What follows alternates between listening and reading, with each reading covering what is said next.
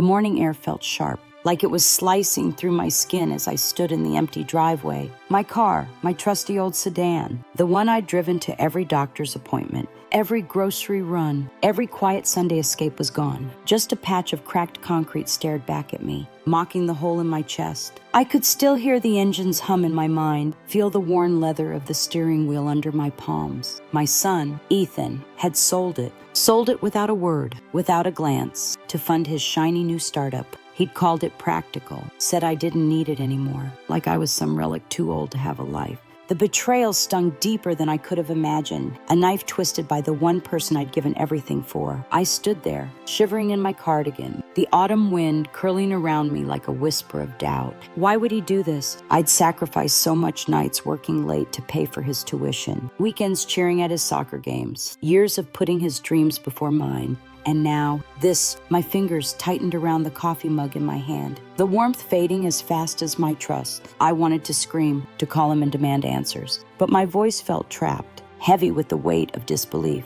Instead, I walked back inside, the door creaking shut behind me like a final judgment. The kitchen was too quiet, the kind of quiet that amplifies every thought. I sat at the table, staring at the chipped edge of the placemat, replaying his words from last night's phone call. Mom, you don't drive much anymore. It's just sitting there. I needed the cash for the business. His tone had been so casual, like he was borrowing a sweater. Not stripping away my independence. I felt my cheeks burn, not with sadness, but with something sharper, anger, maybe, or the first sparks of a plan. I wasn't just some old woman to be brushed aside. I'd built a life, raised him, given him everything. And now, I'd show him I wasn't invisible. I sipped my coffee, the bitterness matching my mood, and let my eyes drift to the framed photo on the counter. Ethan at 16, grinning beside me at his high school graduation, his arms slung around my shoulders. We'd been a team then, or so I thought. Somewhere along the way, he'd stopped seeing me as his mother and started seeing me as an obstacle, a resource to plunder.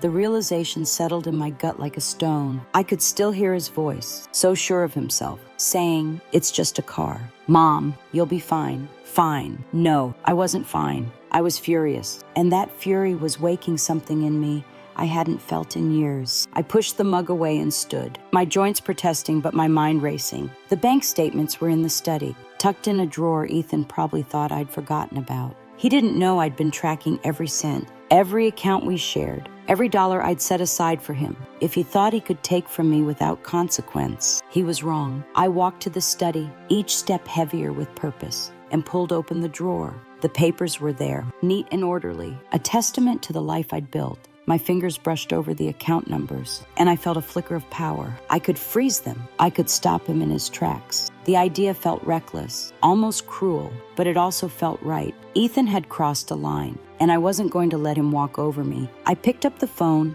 my hand steady despite the storm in my chest, and dialed the bank.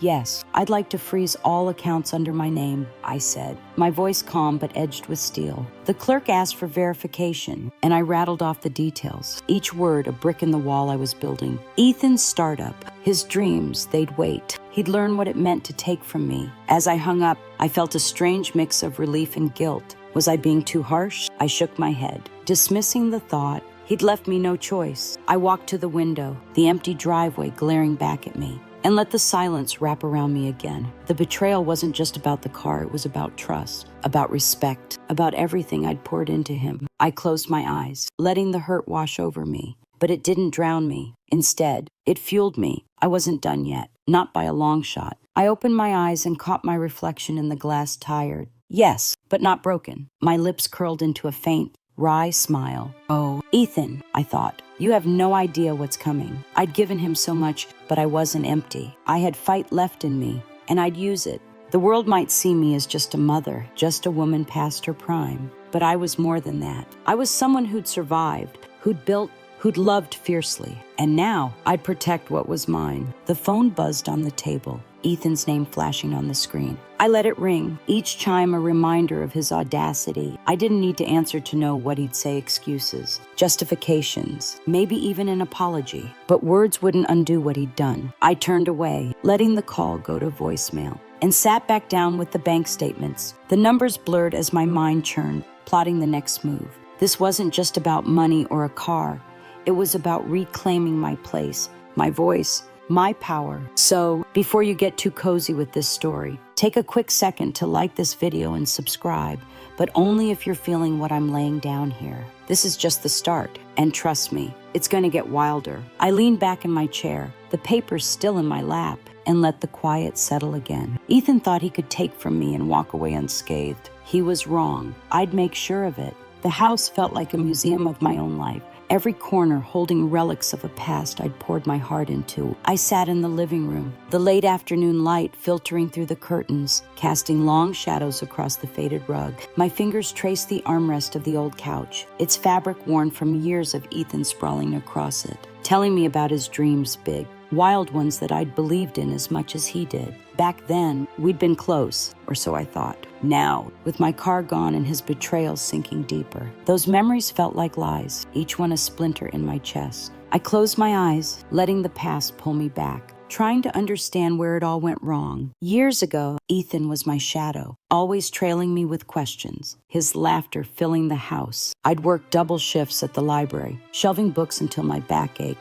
just to keep him in school, to give him the chances I never had. I remembered the night I stayed up late, balancing the checkbook, making sure there was enough for his science camp. He'd come home with a model rocket, eyes bright, promising he'd make me proud. "Mom, I'm gonna change the world," he'd said, and I believed him. I'd given up my own dreams, a little art studio, maybe, or a trip to Paris to fuel his, but somewhere along the way, he'd stopped seeing me. I opened my eyes, the sting of those memories sharper now. The distance had crept in slowly, like frost on a window. After college, Ethan moved to the city, chasing his startup dreams. Calling less and less, I'd visit, bringing casseroles he barely touched, listening to him talk about investors and apps, like I was just a bystander. "You wouldn't get it, Mom," he'd say, not cruelly, but dismissively, like my life was too small to matter. I'd nod, swallowing the hurt, telling myself he was just busy. But busy doesn't make you sell your mother's car without asking. Busy doesn't make you forget who raised you. I stood, my knees creaking, and walked to the mantel,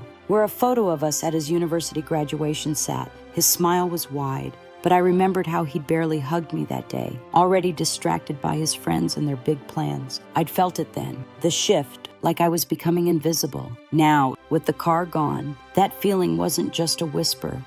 It was a scream. I could still hear his voice from last night's call, so flippant, saying, "It's just business. Mom, business," as if my life, my freedom, was just collateral damage. The anger bubbled up again, but beneath it was something heavier. Grief. I'd lost more than a car. I'd lost the son I thought I knew. I sat back down, my hands trembling, and let my mind drift to the years I'd spent building this life. The late nights, the skipped vacations, the way I'd patched every hole in our world with my own hands. And for what? To be cast aside like an old coat. No, I wasn't going to let this go. I'd given too much, loved too fiercely, to let Ethan treat me like I was nothing. I pulled out an old journal from the coffee table drawer, its pages filled with lists and budgets from when Ethan was young. Flipping through, I saw my own handwriting, meticulous, tracking every dollar I'd saved for him. There was the summer I worked overtime to buy him a laptop for college, the winter I skipped heating to pay for his textbooks. Each entry was a piece of me, given freely, and he'd taken it all for granted. I slammed the journal shut, the sound sharp in the quiet room. He thought he could take my car, my trust, my life, and I'd just sit here. No way. I stood again, pacing now, the floorboards creaking under my steps. The plan I'd started in the study, freezing the accounts, was just the beginning. I needed to hit him where it hurt, to make him feel the weight of what he'd done. But even as I plotted, a part of me ached. Was this who I'd become? A mother plotting against her own son. I stopped, catching my breath, and looked out the window. The empty driveway stared back, a reminder of his choice, not mine. He'd forced my hand, and I wasn't going to back down. "Ethan," I muttered to the empty room, my voice low, almost a growl. "You think you're so smart, but you don't know me." I'd raised him, yes, but I wasn't just a mother. I was a woman who'd fought for everything, who'd scraped by and built a life from nothing. He'd forgotten that, but I'd remind him. I walked to the kitchen, grabbing a notepad, and started jotting down ideas. The bank was step 1. Step 2, I wasn't sure yet, but it would be big. Something to make him see me again, to make him regret ever thinking I was disposable. The phone rang again, Ethan's name flashing. I ignored it. my pen moving faster across the page. Let him stew. Let him wonder why his precious startup funds weren't coming through. I leaned back, a faint smile tugging at my lips, the kind that felt both dangerous and alive. This wasn't just about the car anymore. It was about respect, about boundaries, about showing him I wasn't some pushover he could walk over. The room felt warmer now, not from the light, but from the fire in my chest. I was done being invisible. The silence in the house was deafening, like the air itself was holding its breath. I sat at the kitchen table, the notepad from yesterday still open, my scribbled plans staring back at me. The frozen accounts were a start, but they weren't enough. Ethan's betrayal, selling my car, dismissing my life had lit a fire in me, and I wasn't about to let it flicker out. My hands trembled, not from fear, but from the weight of what I was about to do. I'd spent years being the quiet one,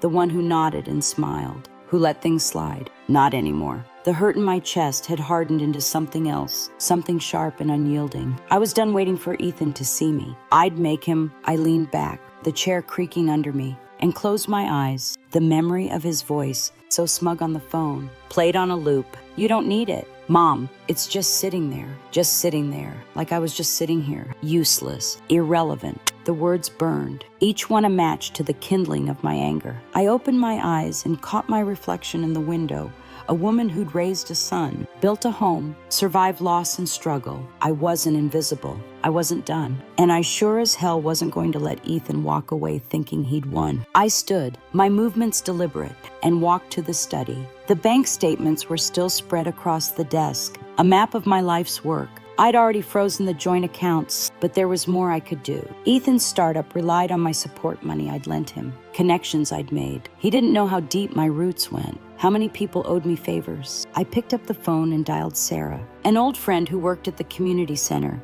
where Ethan had pitched his startup to local investors. Hey, Sarah, I said, my voice steady, almost too calm. You remember Ethan's pitch last month? I need a favor. Sarah's voice was warm, but I could hear the curiosity in it. Sure, Margaret. What's up? I took a breath, the plan forming as I spoke. I need you to talk to the investors. Let them know there's been a complication with his funding. I paused, letting the words sink in, nothing specific, just enough to make them pause. Sarah hesitated, then agreed, her loyalty to me outweighing her questions. I hung up, my pulse quickening. It felt good. This control, this power I hadn't touched in years. But as I set the phone down, a wave of doubt crashed over me. Was I going too far? Ethan was my son, my flesh and blood. I remembered the nights I'd stayed up with him, soothing his fevers, promising him the world. Could I really tear down the dreams I'd helped him build? I sank into the chair, my hands covering my face. The silence pressed in, heavy with memories, his small hand in mine, his laughter, the way he'd looked at me like I was his hero. But that boy was gone, replaced by a man who saw me as expendable.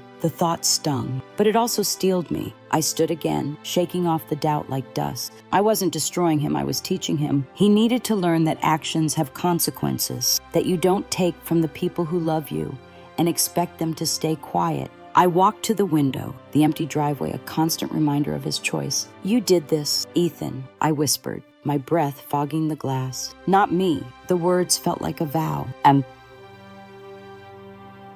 Guinea drawn in the sand. I wasn't just reacting anymore, I was taking control. I grabbed my coat and headed out, the crisp air biting at my cheeks. I needed to move, to do something tangible. The local garage where I'd had my car serviced for years was a short walk away. Maybe they knew something about the sale. As I walked, the rhythm of my steps matched the churn of my thoughts. The garage owner, Mike, greeted me with a nod, his face clouding when I mentioned the car. Yeah, Ethan came by last week, he said, wiping his hands on a rag. Said you were okay with it. Sold it to some guy from the city. My stomach twisted, but I kept my face neutral. He didn't have my permission, I said, my voice low. Mike's eyes widened, and he muttered an apology, promising to dig up the buyer's info. I thanked him, my mind already racing ahead. If I could track the car, I could get it back, or at least make Ethan face the mess he'd made. As I walked home, the wind felt less cold, like it was carrying me forward. I was done being the victim. This was my story now, and I'd write the ending.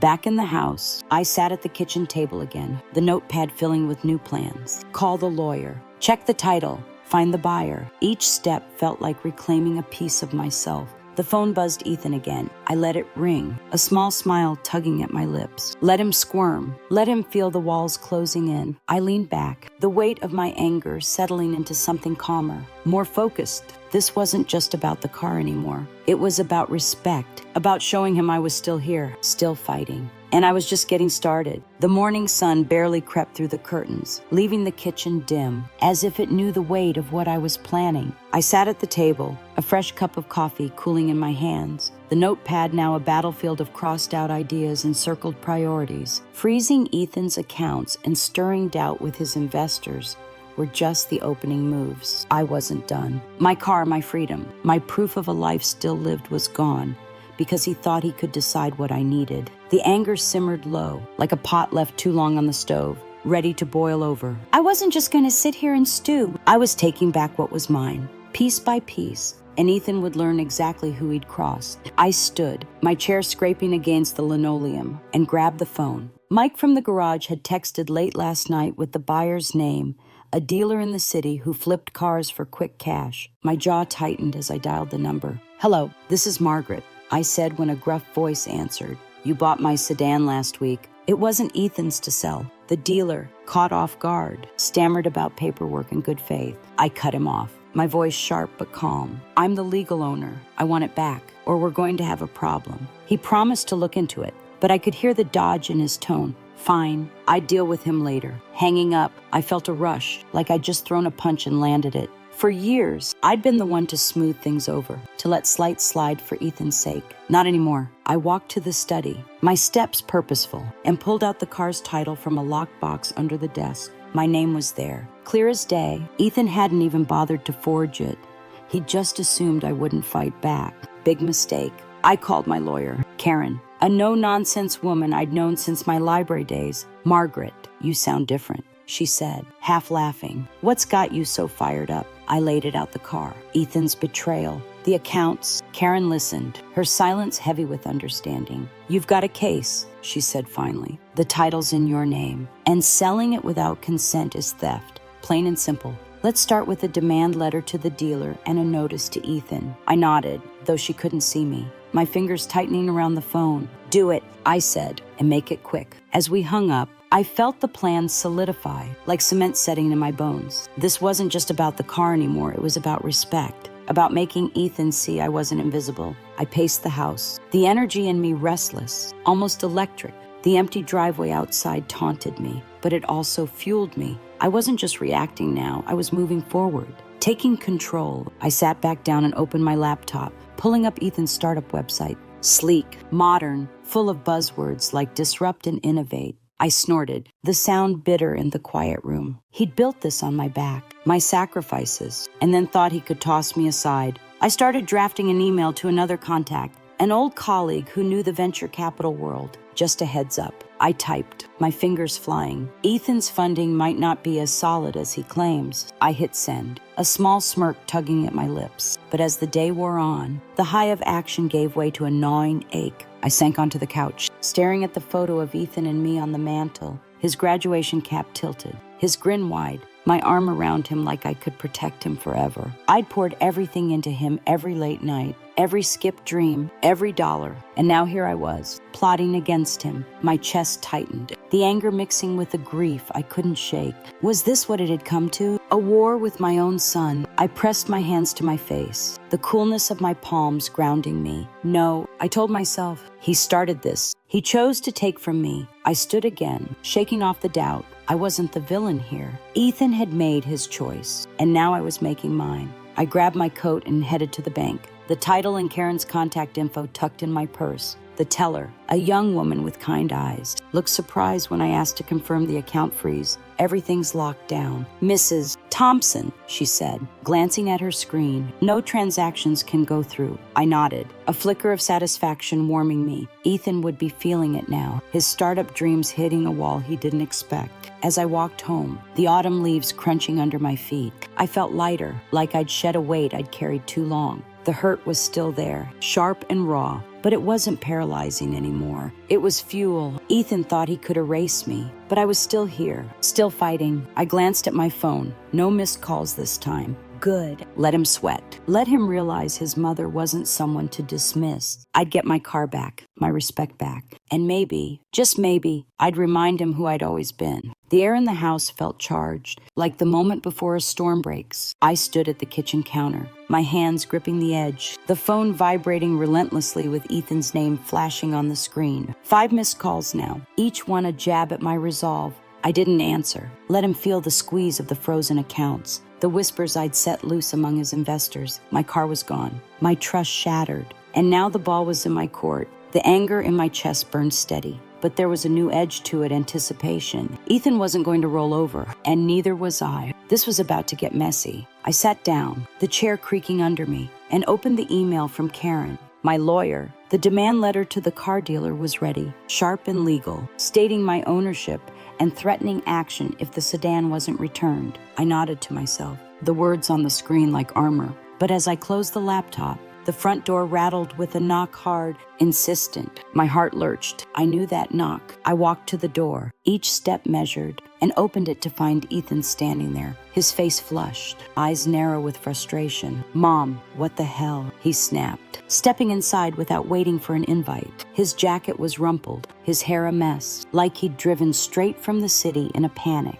"The accounts are frozen. My investors are freaking out." "What are you doing?" His voice was loud, filling the quiet house. But I didn't flinch. I closed the door behind him, my movement slow, deliberate, like I was setting the stage for what came next. "Ethan," I said, my voice low, almost too calm, "you sold my car." Without asking, without caring, I turned to face him, my eyes locked on his. "You think you can just take what's mine and I'll sit here quietly? You're wrong." His mouth opened, then closed like a fish gasping for air. For a moment, I saw a flicker of the boy he used to be, unsure, caught off guard, but it vanished, replaced by a hard edge I barely recognized. It was just a car. "Mom," he said, throwing his hands up, "you barely drive it. I needed the money for the startup. You always said you wanted me to succeed." His words hit like a slap, twisting the knife of his betrayal deeper. "Always said," as if my support was a blank check he could cash without consequence. I stepped closer, my voice steady but laced with steel.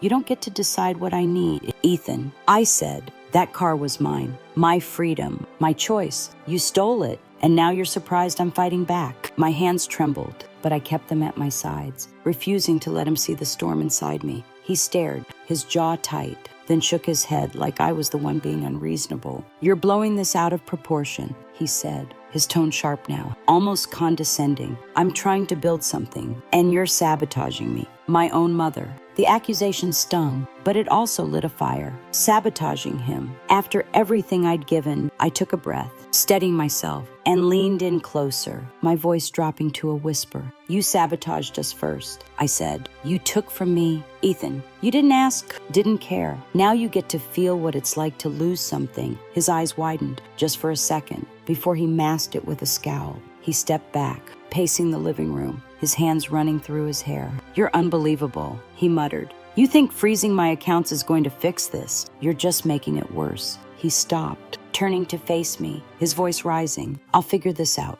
Mom, I don't need your money. I don't need you." The words landed like a punch, stealing my breath. For a moment, I saw the boy again, the one who'd clung to me during thunderstorms, who'd promised to make me proud. But he was gone, replaced by the stranger who thought he could wound me and walk away. I straightened, my heart pounding but my face calm. "You'll figure it out," I said, my voice soft but cutting. "Good luck with that, because I'm not done." I turned away, walking to the kitchen, leaving him standing there. I heard his footsteps follow, hesitant, then stop. "Mom, come on," he said, his tone softer now, almost pleading. "Let's talk about this. I didn't mean to hurt you." I spun around, my eyes blazing. "Didn't mean to hurt me," I snapped. "You sold my car. Ethan, you took my freedom and called it business. Don't stand there pretending you care now." He froze, his mouth half open. No quick comeback this time. I pointed to the door. "Get out. You made your choice. Now live with it." He stared, disbelief flickering across his face, then turned and stormed out, the door slamming behind him. I sank into a chair, my breath ragged, the silence rushing back in. My hand shook as I reached for my coffee, now cold. I'd stood my ground, but the victory felt hollow. He was my son, and I'd just drawn a line we might never uncross. But he'd drawn it first, hadn't he? I closed my eyes, the weight of it all pressing down anger, hurt, and a fierce determination to keep going. Ethan thought he could outmaneuver me, but I was just getting started. The house felt like it was holding its breath, the air heavy with the echo of Ethan's slammed door. I sat at the kitchen table, my hands still trembling from our confrontation, the cold coffee in front of me untouched. His words, "I don't need you," cut deeper than I'd expected, each syllable a shard lodging in my chest. But I wasn't crumbling. Not yet. The fire in me burned hotter now, fueled by his defiance, his refusal to see the wrong he'd done. Selling my car was one thing. Standing in my home, dismissing me like I was nothing, was another. I'd started this fight to reclaim my place, and I wasn't backing down, no matter how much it hurt. I stood, my legs unsteady but my resolve ironclad, and walked to the study. The notepad was there, scribbled with my plans, frozen accounts, whispers to investors, the demand letter to the car dealer. But Ethan's visit had changed things. He wasn't just going to roll over, he'd fight back. And I needed to be ready. I grabbed my phone and called Karen, my lawyer, her number now a lifeline. "Margaret," she answered, her voice brisk but warm. "Got an update on the dealer. He's stalling, says the car's already resold, but I'm drafting a legal notice for theft. What's next?" I took a breath, steadying myself. "Ethan was here," I said, my voice low. "He's angry, says he'll figure it out without my money." Karen let out a soft whistle. "Sounds like he's feeling the pinch," she said. "You want to escalate?" I paused, the question hanging in the air. Escalate. It felt like stepping off a cliff, but I'd already jumped. "Yes," I said. "He's trying to outmaneuver me. I need to stay ahead." Karen promised to push harder on the dealer and look into Ethan's startup finances. Any leverage I could use. Hanging up, I felt a surge of adrenaline, but it was laced with something heavier. Doubt, guilt. I shook it off, pacing the room. Ethan wasn't giving up, and neither was I. But as I moved, I caught sight of an old photo on the bookshelf, Ethan at 10, holding a kite we'd made together, his grin wide and unguarded. My chest tightened. I'd fought so hard for that boy. And now here we were, locked in a battle I never wanted. I turned away, focusing on the notepad. Sentiment wouldn't help me now. Action would. I sat down and started digging through my contacts, old favors I'd never called in. There was Tom, a retired accountant who'd helped me set up the joint accounts years ago. "Margaret," he said when I called, his voice gravelly but kind. "Been a while. What's going on?" I didn't sugarcoat it. Ethan's betrayal. The car, the accounts. Tom listened, then chuckled darkly. "Kid's got nerve. Want me to look into his startup's books? I know people." I hesitated, then nodded to myself. "Do it," I said. Quietly, he agreed, and I hung up, my pulse racing. Another move, another step toward control. But Ethan wasn't sitting idle. An hour later, my phone buzzed with a text from him. "Mom, this is ridiculous. Unfreeze the accounts, or I'll get a lawyer." I stared at the words, my stomach twisting. A lawyer. He was threatening me now. I set the phone down, my hands shaking with the mix of rage and disbelief. He thought he could intimidate me, his own mother, after what he'd done. I leaned back, closing my eyes, and let the anger settle into something colder, more focused. If he wanted a fight, he'd get one. I headed to the garage next, not the one where my car was serviced, but my own, where I kept boxes of old documents. Somewhere in there were papers from when I'd loaned Ethan money for his startup informal agreements, but binding enough. I tore through the boxes, dust tickling my nose, until I found them. Handwritten notes, signed by both of us, detailing the terms. He hadn't paid back a cent. My lips curled into a grim smile. If he wanted to play the legal game, I had ammunition. As I stacked the papers, my phone buzzed again this time. A voicemail, Ethan's voice, tight with frustration. "Mom, you're ruining everything. I didn't mean to hurt you. Okay, just unfreeze the accounts, and we'll talk." I deleted it without replying. His apologies were too late, too hollow. He'd had his chance to talk when he sold my car, when he stood in my living room and told me he didn't need me. I wasn't falling for it now. I returned to the kitchen, spreading the loan documents across the table. Each one was a reminder of my trust, my sacrifice, now weaponized. I called Karen again, updating her on the papers. "Perfect," she said, her voice sharp with approval. "We can use these to pressure him. He's in over his head." I nodded, a strange calm settling over me. Ethan thought he could outsmart me, but he'd forgotten who I was. A woman who'd built a life from nothing, who'd raised him alone, who'd never backed down from a fight. As night fell, I stood at the window, the empty driveway a dark void under the streetlights. The hurt was still there, raw and aching, but it wasn't paralyzing. It was power. Ethan's threats, his defiance, they only made me stronger. I wasn't just fighting for my car or my money. I was fighting for me, for the woman I'd always been, the one he'd tried to erase, and I was going to win. The morning light spilled through the kitchen window, pale and cold, like it was too tired to warm anything. I sat at the table, my hands wrapped around a mug of tea, the steam curling up like a ghost of my resolve. The papers from the garage, those old loan agreements with Ethan, were spread out in front of me, each one a piece of evidence, a brick in the wall I was building. I'd spent the night restless, replaying his voicemail, his threats about getting a lawyer. He thought he could scare me, but he'd underestimated me. Again. Today, though, something felt different. The air was heavy, like the world was waiting for a crack to split it open. And it did. My phone buzzed, not with Ethan's name this time. But Tom's the accountant I'd asked to dig into Ethan's startup. Margaret, he said when I answered, his voice low, almost conspiratorial. You're gonna want to hear this. My heart skipped, a mix of dread and curiosity tightening my chest. What'd you find? I asked, leaning forward, my fingers gripping the mug. Tom cleared his throat. Your son's been playing fast and loose with his books. He's not just using your money. He's been funneling investor cash into personal accounts. Offshore ones. The words hit like a thunderclap. Offshore accounts. My Ethan, the boy I'd raised to be honest, to work hard, was hiding money. I set the mug down, my hands suddenly cold. You're sure? I asked, my voice barely above a whisper. Tom grunted. Got the records from a contact. It's not airtight yet, but it's enough to raise eyebrows. If the investors get wind of this, his startup's toast. I thanked him, my mind racing as I hung up. This wasn't just about my car anymore. This was bigger, uglier. Ethan wasn't just careless, he was crooked. I stood, pacing the kitchen, the floorboards creaking under my steps. The betrayal cut deeper now, not just personal but calculated. He'd taken my car, my trust, and now I knew he'd been playing a longer game, one where I was just a pawn. My chest ached, not with sadness but with a fury that felt almost alive. I stopped, staring at the loan papers, my signature next to his, a promise he'd broken. I'd given him everything, and he'd turned it into this a scheme, a lie. But this revelation, it was my leverage, my ace. I called Karen, my lawyer, her number now burned into my memory. Margaret, you sound like you're on a warpath,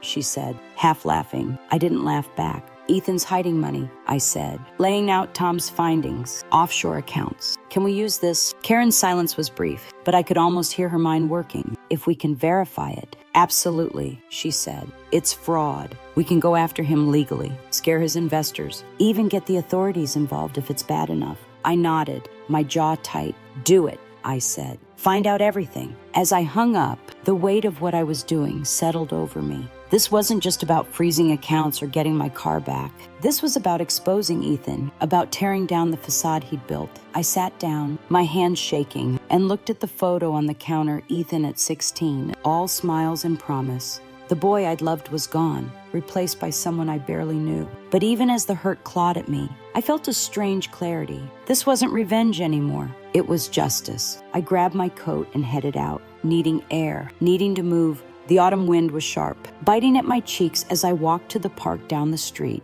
The benches were empty, the leaves swirling in little eddies on the path. I sat, pulling my coat tighter, and let my mind churn. Ethan's offshore accounts changed everything. If I pushed this, his startup could collapse. His investors would pull out. His reputation would tank. Part of me wanted to stop, to call him and demand answers, to find the son I'd lost. But another part, the part that had survived years of sacrifice, of being overlooked, knew I couldn't. My phone buzzed again. A text from Karen. Got a lead on the dealer? Car's still in the city. Also digging into Ethan's accounts. Stay tuned. I stared at the screen, my breath catching. The car, the accounts, it was all coming together. I stood, my legs steadier now, and started walking home. The park faded behind me, but the resolve in my chest grew stronger with every step. Ethan thought he could outsmart me, hide behind his ambition, but I was his mother, and I knew him better than he knew himself. Back in the house, I sat at the table again, the loan papers still spread out like a map of our broken trust. I started writing, not a plan this time,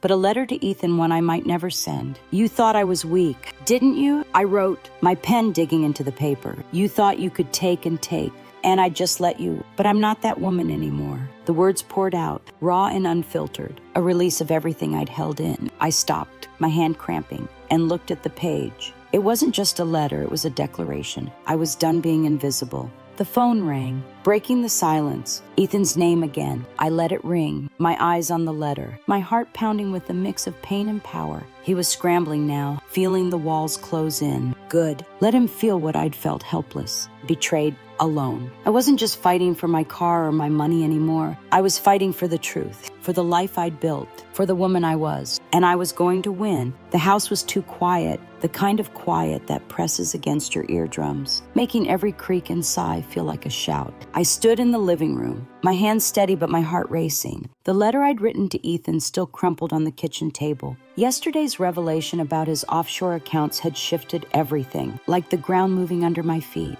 He wasn't just careless, he was calculated, hiding money, playing a game I'd never suspected him capable of. Today, I was done planning in the shadows. It was time to face him, to lay the truth bare and see if he could look me in the eye. The car, the accounts, the betrayal, it all led to this moment. I'd texted Ethan an hour ago, short and sharp. Come to the house. We need to talk. No, please. No softness. He'd replied almost instantly. Fine. Be there at noon. Now, as the clock ticked closer, I paced, my footsteps echoing on the hardwood. The loan papers, the bank statements, Tom's notes about the offshore accounts, they were stacked neatly on the coffee table. A silent arsenal.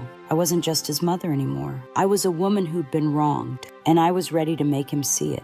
The doorbell rang, sharp and jarring. I took a breath, smoothing my sweater, and opened the door. Ethan stood there, his face a mix of defiance and unease, his hands shoved in his jacket pockets. "Mom," he said, his voice clipped. "This better be good. I'm missing meetings for this." I didn't respond, just stepped aside and gestured for him to come in. He hesitated, then walked past me, his shoulders tense. The air between us crackled, like static before a lightning strike. "Sit," I said, pointing to the couch. He raised an eyebrow but sat, his eyes flicking to the papers on the table. I stayed standing, my arms crossed, letting the silence stretch. "What's this about?" he finally asked, his tone impatient, like he was humoring me. I picked up the stack of loan agreements, holding them like a weapon. "This," I said, my voice low, "is about you thinking you could take from me and walk away. My car, my money, my trust." He rolled his eyes, leaning back. "We're still on the car. Mom, I told you, it was for the business. You're making this personal."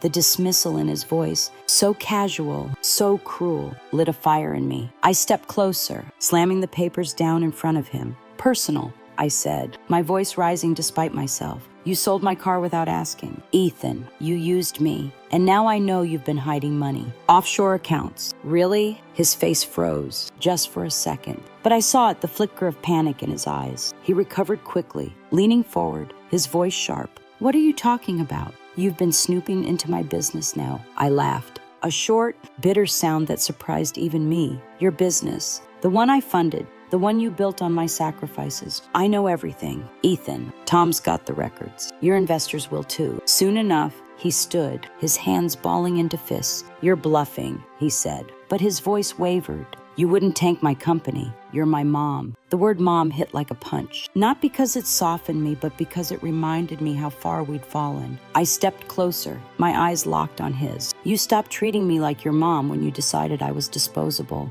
I said, my voice steady now, cutting. "You took my car, my freedom, and now you're stealing from others. You think I'll just let that slide?" Ethan's jaw tightened, his eyes darting to the papers, then back to me. "You're twisting this," he said, his voice low, almost a growl. "I did what I had to do. The startup's bigger than both of us. You don't get it." I shook my head, the hurt and anger twisting together in my chest. "No, Ethan, you don't get it. You don't get to use me, to lie, to cheat, and call it ambition. Not anymore." I picked up Tom's notes, holding them up. "These go to your investors tomorrow unless you make this right," I said. "The car, the money you owe me, all of it." He stared, his face paling, and for the first time, I saw something break in him, fear. Maybe, or the realization that I wasn't backing down. "You'd ruin me?" he asked, his voice quieter now, almost pleading. I didn't flinch. "You ruined us first," I said. "I'm just cleaning up the mess." He sank back onto the couch, his hands covering his face.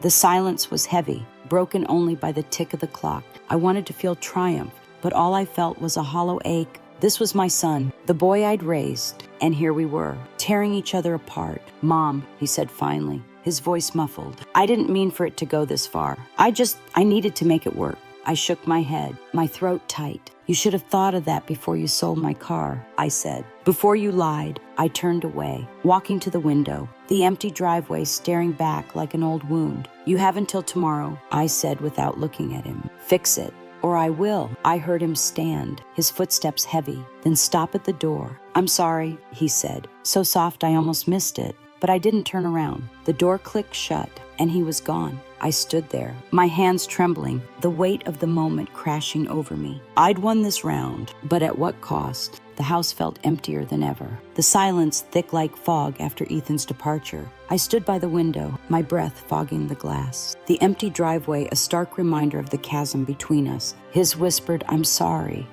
lingered in my ears, but it didn't soften the ache in my chest. It wasn't enough, not after the car, the lies, the offshore accounts. I'd laid it all bare, confronted him with the truth, and now the ball was in his court. But as I turned back to the living room, the papers still scattered on the coffee table. A wave of conflicting emotions hit me: satisfaction, yes, but also a deep, gnawing sadness. This was my son, and I'd just torn into him like an enemy. I sank onto the couch, my hands resting on the loan agreements, their edges worn from years in storage. The confrontation had been raw, electric, but now the adrenaline was fading, leaving me hollow. I'd expected to feel powerful, vindicated, but instead, I felt like I'd lost something I couldn't name. I picked up the photo of Ethan at 16, his grin so wide it hurt to look at. Where had that boy gone? Had I pushed him away, or had he chosen to leave? The questions swirled, heavy and unanswered, as my phone buzzed on the table. It was a text from Karen. "Dealers spooked. Car's still in his lot. Ethan's investors are asking questions," words spreading. I stared at the screen, my heart thudding. The plan was working. Ethan was cornered, his world unraveling just as mine had when I found the driveway empty. But instead of triumph, I felt a pang of guilt. Was this what I wanted? To destroy him? I shook my head, pushing the thought away. He'd brought this on himself. I'd given him a chance to make it right, and he'd chosen defiance until I forced his hand. The doorbell rang, startling me. I wasn't expecting anyone, and for a moment, I hoped it was Ethan, back to talk, to fix things. But when I opened the door, it was Sarah, my friend from the community center, her face tight with concern. "Margaret, I heard from Tom," she said, stepping inside. "Ethan's in a panic. He called one of the investors, trying to smooth things over, but they're pulling back. Said something about irregularities." She paused. "Studying me, you sure you want to keep pushing this?" I closed the door, my hands steady but my mind racing. "He sold my car." "Sarah," I said, my voice low. He lied. "Hid money. What am I supposed to do?" "Let it go." She sighed, sitting on the couch, her eyes flicking to the papers. "I get it," she said. "He hurt you, but he's your son. This could ruin him." Her words echoed my own doubts, and for a moment, I wavered. I sat across from her, my hands clasped tight. "He ruined us first," I said, but my voice cracked, betraying the hurt beneath my anger. Sarah leaned forward, her voice soft. "I saw him this morning at the coffee shop. He looked wrecked. Margaret kept saying he didn't mean to hurt you, that he got in over his head." She hesitated, then added, "He's scared. Of you, of losing everything." I looked away, my throat tight. Scared. Good. He should be. But the image of him, my boy, unraveling it, clawed at me. I stood, pacing, trying to shake the softness creeping in. "He made his choices," I said, more to myself than to her. "I'm just making mine." Sarah nodded, but her eyes were heavy with worry. "Just be careful," she said. "This kind of thing, it doesn't just hurt him. It changes you." She left soon after, her words lingering like a warning. I sat back down, staring at the papers, the photo, the pieces of a life I'd built and was now tearing apart. My phone buzzed again this time. A voicemail from Ethan. I hesitated, my finger hovering over the play button, then pressed it. "Mom." His voice came through, strained, almost broken. "I know I screwed up. The car, the money. I got desperate. I'm trying to fix it." "Okay, just don't send those papers to the investors, please." The message ended, and I sat there, frozen, his plea echoing in my head. He sounded like the boy I remembered, not the man who dismissed me. But was it real, or just another move in his game? I deleted the voicemail, my hands shaking, and stood, needing to move, To think. I walked to the kitchen, grabbing a glass of water, the cool liquid grounding me. Ethan's fear is guilt. It was what I'd wanted, wasn't it? To make him feel the weight of what he'd done. But now, seeing it unfold, I felt torn. The mother in me wanted to reach out, to pull him back. But the woman he'd betrayed knew better. He'd had chances too many, and I couldn't keep letting him walk over me. I set the glass down, my resolve hardening again. This wasn't over. I called Karen, my voice steadier now. What's the next step? I asked. She laid it out. Pushed the dealer to return the car, send a formal notice to Ethan about the loans, and let Tom's findings leak to one key investor. It's a power play, she said. He'll either fold or fight harder. I nodded, my jaw tight. Let's do it. As I hung up, I felt the weight of my choice settle over me. Ethan was reeling, but so was I. This wasn't just a fight for my car or my money.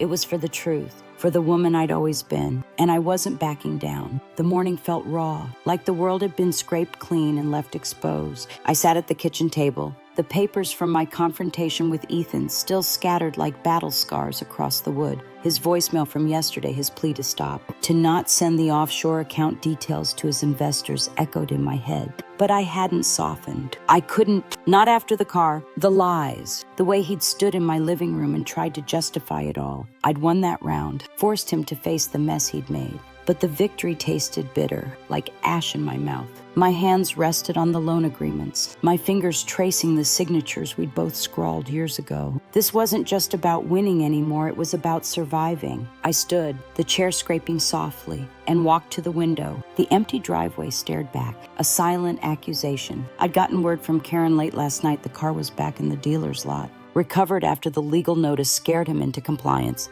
A small win, but it didn't fill the hole Ethan's betrayal had carved out. I'd frozen his accounts, rattled his investors, exposed his secrets, and now he was scrambling. But as I stared outside, the weight of it all pressed down anger, triumph, and a deep, aching sadness. I'd fought for my place, but at what cost? The phone buzzed, pulling me back. It was Sarah, her voice hesitant. Margaret, Ethan called me this morning. He's a wreck. Says he's trying to raise money to pay you back, to get the car transferred properly. He's talking about shutting down the startup. I froze, my breath catching, shutting it down. The thing he'd sold my car for, the thing he'd lied and cheated to build. I sat down, my hands gripping the edge of the table. He said that. I asked, my voice quieter than I meant it to be. Yeah, Sarah said. He's scared. Margaret keeps saying he didn't mean to hurt you, that he got in too deep. She paused, then added, I think he's starting to see what he's done. I closed my eyes, the words sinking in. Part of me wanted to believe him, to see the boy who'd once promised to make me proud.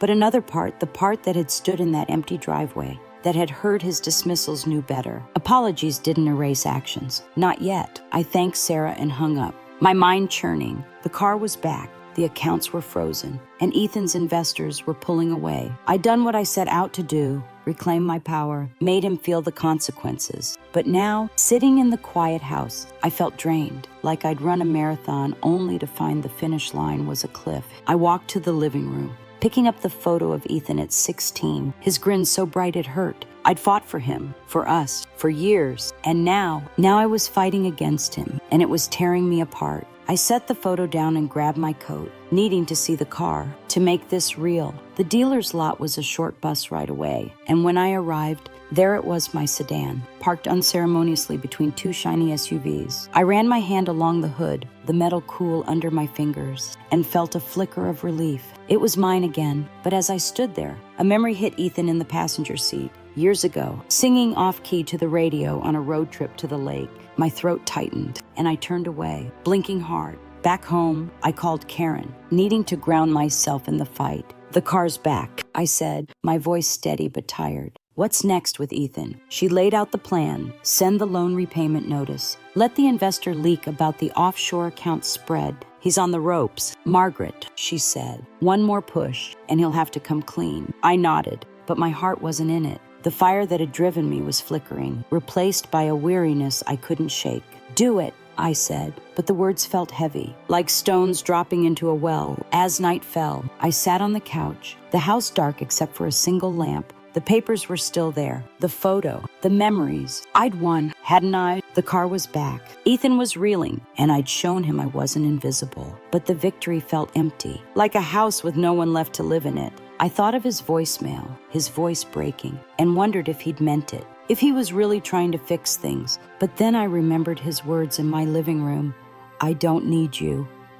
And the softness in me hardened again. I stood, pacing, my hands restless. This wasn't over. Ethan might be down, but he wasn't out, and I couldn't let my guard down. I grabbed my notepad, jotting down the next steps, follow up with the dealer, confirm the loan notice, keep pressure on the investors. Each word was a brick, rebuilding the wall between us. But as I wrote, a small voice whispered, "What if he's really sorry?" I pushed it away, my pen digging into the paper. Sorry didn't undo what he'd done. Sorry didn't bring back the trust he'd shattered. I leaned back, staring at the ceiling, the silence wrapping around me like a heavy coat. I'd fought hard, and I'd won battles, but the war wasn't over. Ethan was facing the consequences, but so was I. Every step forward left me more alone, more tired. I closed my eyes, the weight of it all settling in. This was my life now, my fight, and I'd see it through, no matter how much it hurt. The morning light crept into the house, soft and gray, like it was too weary to shine. I sat at the kitchen table, my hands wrapped around a mug of tea gone cold, the weight of the past weeks pressing down on me. The car was back in the driveway, my sedan, reclaimed from the dealer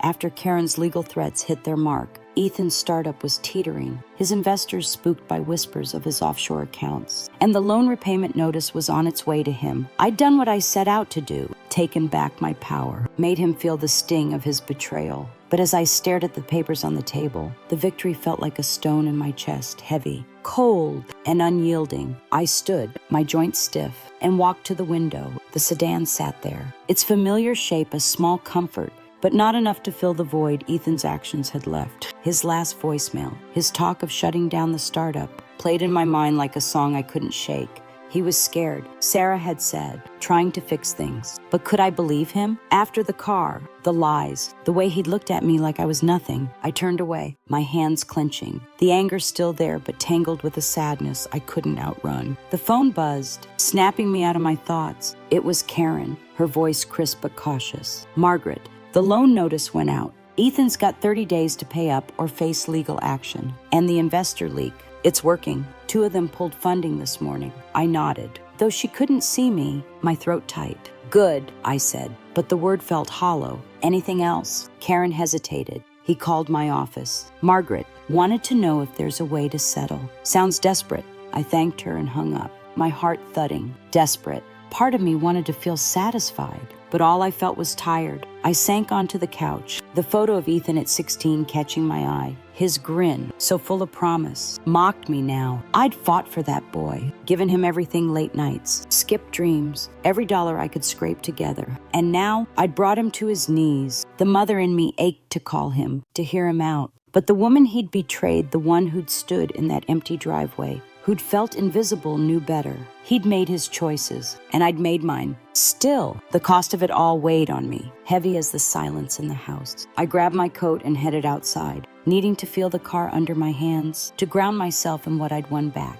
I ran my fingers along the sedan's hood, the metal cool and familiar, a piece of my life restored. But as I stood there, a memory hit Ethan in the back seat. Years ago, laughing as we drove to the beach, his voice high and carefree. My eyes stung, and I blinked hard, turning back to the house. I couldn't let those memories weaken me. Not now. Inside, I sat at the table again, pulling out my notepad. The fight wasn't over. Ethan might be desperate, but he was clever, and I needed to stay sharp.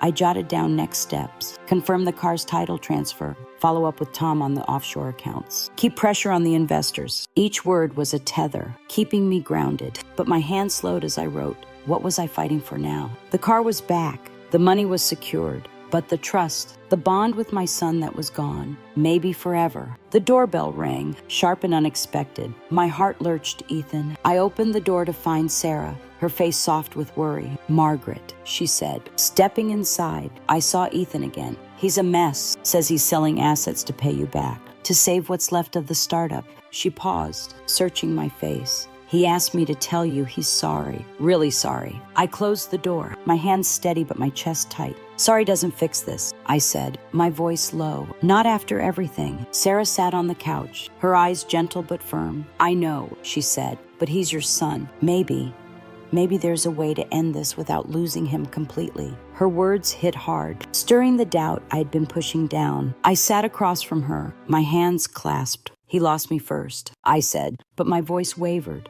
betraying the crack in my armor. Sarah reached out, squeezing my hand. You're stronger than anyone I know. Margaret. But strength doesn't mean you have to do this alone. She left soon after, her words lingering like a challenge. I walked to the study, picking up the photo again, my fingers tracing Ethan's face. I'd won back my car, my power, but the cost was etched in every line of that moment, every sleepless night, every argument, every tear I hadn't let fall. I set the photo down, my resolve settling like dust. Ethan was facing his consequences, and I was finding my peace, but it wasn't clean or easy. It was messy, painful, and real. I'd fought for myself, and I'd keep fighting, but I couldn't help wondering if there was anything left to salvage. The house was quiet, the kind of quiet that feels like it's waiting for something to break.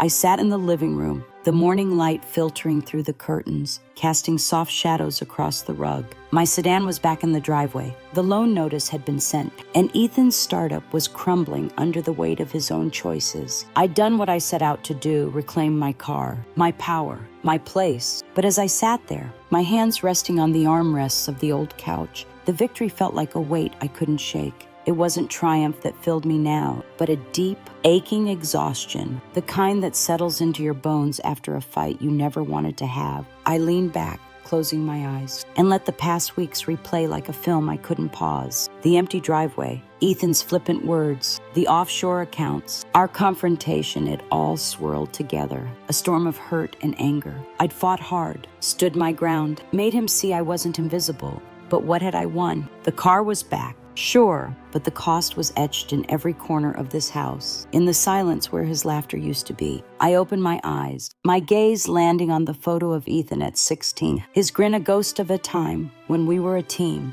That boy was gone, and I didn't know if I'd ever get him back. My phone buzzed on the coffee table, Karen's name flashing. Margaret, she said when I answered, her voice steady but cautious. Ethan's lawyer reached out. He's offering to pay back the loans, transfer the car title properly, and issue a public apology to his investors. He's trying to settle. I sat up, my heart thudding. A settlement. Part of me wanted to push harder, to make him feel every ounce of the pain he'd caused. But another part, the part that remembered his small hand in mine, his promises to make me proud, wavered. What do you think? I asked, my voice quieter than I meant it to be. Karen sighed. It's a good offer. Margaret, he's cornered, and he knows it. But it's your call. You've got the upper hand. I thanked her and hung up, my mind churning. A settlement meant closure, maybe even peace. But it also meant letting go of the fight. I stood, pacing the room, my footsteps soft on the hardwood. The papers on the table, loan agreements, bank statements. Tom's note stared back.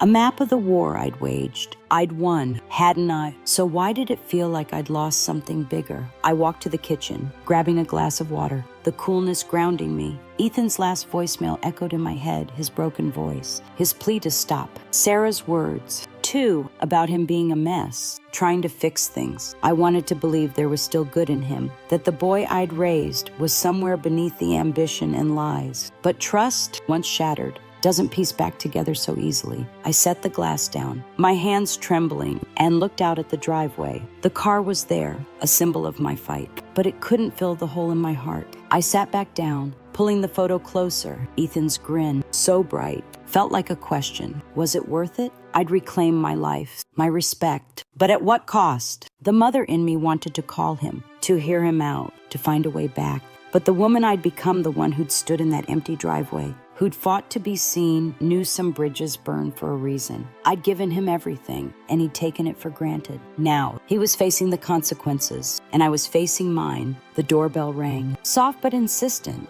My heart skipped, half expecting Ethan, but it was Sarah, her face gentle as she stepped inside. Margaret, she said, sitting across from me. Ethan's at the community center. He's meeting with the investors, trying to salvage what's left. He mentioned you said he wants to make things right. She paused, her eyes searching mine. I think he means it. I looked away, my throat tight. He said that before. I said, my voice low. Words are easy. Sarah nodded, her hand resting on mine. I know, but maybe this time it's different, or maybe it's not. Only you can decide what's next. She left soon after, her words lingering like a challenge. I stood, walking to the window, the sedan gleaming under the morning sun. I'd fought for that car, for my place, and I'd won. But the fight had changed me, carved lines into my heart I couldn't erase. I was stronger, yes, but also lonelier, carrying the weight of a bond broken. I sat back down, my hands resting on the photo. Ethan's settlement offer hung in the air, a chance to end this war.